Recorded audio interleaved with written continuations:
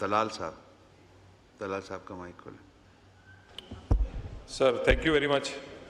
Sir मैं चाहता तो नहीं था कि मैं इस जो बात अभी मोअज़्ज़ज़ मेंबर ने की है कि ये बात होती आज 5 अगस्त के दिन कश्मीर पर ही बात होनी चाहिए थी और यौम इस्तिसाल के हवाले से ही, और ये हुआ भी इन्हीं के दौर में था। नहीं तो पहले और उसके बारे में बहुत स्टोरीज आती रहीं कि ये मिली भगत से हुआ और उसमें बहुत सारी उस वक़्त की हुकूमत को पता था कि ये इक़दाम होने वाला है। अभी जो मुअज़्ज़ज़ रुकन ने कुछ पीटीआई के एहतजाज के बारे में सवालात उठाए हैं, मैं चंद एक फैक्ट्स आपके सामने जनाब स्पीकर रख दूं। एहतजाज हक है, लेकिन ये कॉन्स्टिट्यूशन में प्रोटेस्ट जो है वो अंडर सर्टेन कंडीशंस है। ये नहीं है कि आप किसी आइन कानून से मावरा एहतजाज कर सकते हैं और जो चाहें कर सकते हैं। इस्लामाबाद में ये इनकी एहतजाज की हालत है कि आज से 3 दिन पहले डीसी ऑफिस को एक दरखास्त मसूल हुई डाक से, किसी ने परसू नहीं किया उसको। हमारे डीसी ऑफिस ने जिन नंबर्स दिए गए थे वो परसू किया, कोई उस पर रिस्पॉन्ड नहीं कर रहा। कभी ये कहते हैं कि 5 अगस्त अरूज होगा इस एहतजाज का, कभी कहते हैं शुरू होगा, कभी कहते हैं इस्लामाबाद आएंगे, कभी कहते हैं अपने शहरों में करेंगे, कभी पता चलता है मीडिया से कि नहीं जॉइंट अपोजिशन इसको लीड करेगी, फिर पता चलता है नहीं इसको वो तो सिंबॉलिकली इसमें शिरकत करेंगे। कंफ्यूजन इनके पार्ट पे है जनाब स्पीकर। और फिर एक ड्रामा, एक पॉलिटिकल स्टंट बच्चों को इस्तेमाल किया गया और वो हमदर्दी लेने के लिए बच्चों का स्टंट किया गया। मुझे जनाब स्पीकर ये बताएं कि बच्चे अगर अपने वालिद से मिलना चाहते तो क्या 2 साल में वीजा ना मिलता उन्हें? क्या 2 साल में वो जो कहते हैं नाइकॉप, कभी कहते हैं नाइकॉप हैं, कभी कहते हैं गुम हो गए हैं, कभी कहते हैं एक्सपायर हो गए हैं, कहते हैं वीजा। मैंने ऑन एयर पाकिस्तान के एक बड़े चैनल पर बैठकर ये कहा कि अगर ट्रैकिंग नंबर्स हैं तो आप ट्रैकिंग नंबर दें, बेशक नाइकॉप बनाने के हैं या वीजा के हैं, आपको मिलेंगे। मुझे आज के दिन तक अभी तक इनकी किसी फैमिली मेंबर ने, किसी रिस्पॉन्सिबल आदमी ने वो ट्रैकिंग नंबर्स नहीं दिए। ये सियासी स्टंट बच्चों वाला सिर्फ एक हमदर्दी के लिए, भाई असेंबलियां तोड़ दी, इस्तीफे दे दिए, लॉन्ग मार्च कर लिया, 9 मई कर लिया, फुफियां निकल आई, बेगम साहिबा निकल आई, ये बच्चे बेचारे आके क्या कर लेंगे? अब गुजारिश ये है, बच्चे क्या बानी पीटीआई के बच्चे बन के आ रहे हैं कि गोल्डस्मिथ के पोते बन के आ रहे हैं? गोल्डस्मिथ के पोते बन के वो यहां आके सियासत करना चाहते हैं। ये काम ना करें, ये सियासी स्टंट ना करें। और ये 5 अगस्त पे जनाब स्पीकर इनको वही दिन याद आता है, इसी हाउस में इन कैमरा इजलास हुआ सिक्योरिटी सूरत हाल पे जाफर एक्सप्रेस के बाद, इनको उस दिन एहतजाज याद आया, उस दिन ना आए। इनको जिस दिन IMF से मुआहदा होना होता है उसके हेडक्वार्टर के बाद एहतजाज करना याद आता है।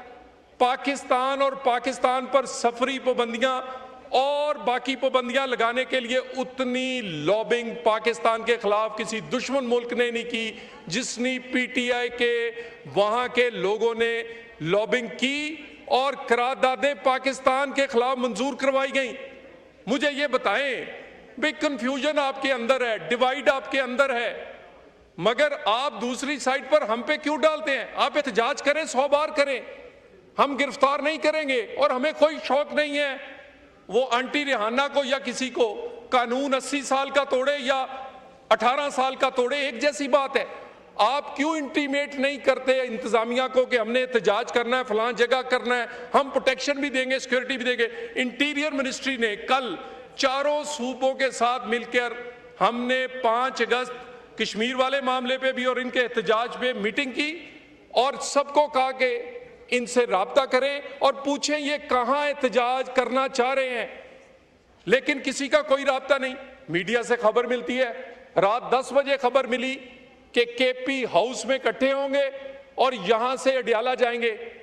केपी हाउस हम ऐसा नहीं होने देंगे कि यहां से कोई मॉब इकट्ठा होकर किसी अडियाला जेल या पंजाब के किसी जगह हमला करे। ये हमें इतला क्यों नहीं करते?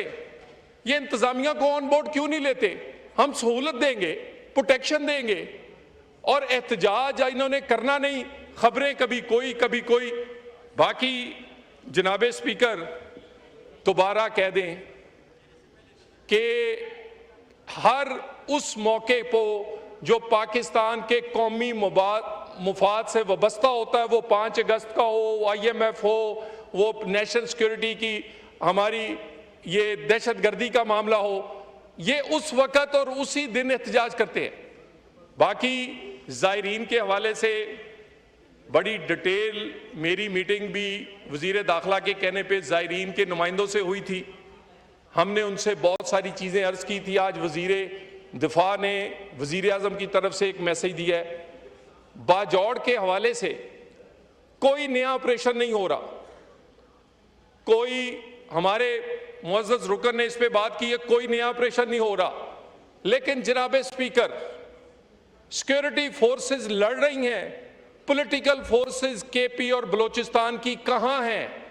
जब तक पॉलिटिकल फोर्सेस अपनी सिक्योरिटी फोर्सेस के पीछे नहीं खड़ी होंगी, ये जंग फौरी तौर पे जीती नहीं जा सकती। सिक्योरिटी फोर्सेस कुर्बानियां दे रही हैं और केपी में सियासी क़यादत कॉम्प्रोमाइज्ड है। ये इनकी जो गैर जिम्मेदारी है, जो सियासी वाबस्तगी इनके कौमी फर्ज निभाने को रोक रही है, जो ये अपनी सियासी वाबस्तगी को इस्तेमाल कर रहे हैं। और खबरें दी जा रही हैं अडियाला से कि केपी के सीएम को बानी पीटीआई ने कहा है कि अगर तुमने दहशतगर्दों के खिलाफ कार्रवाई की तो तुम्हें फारग कर देंगे।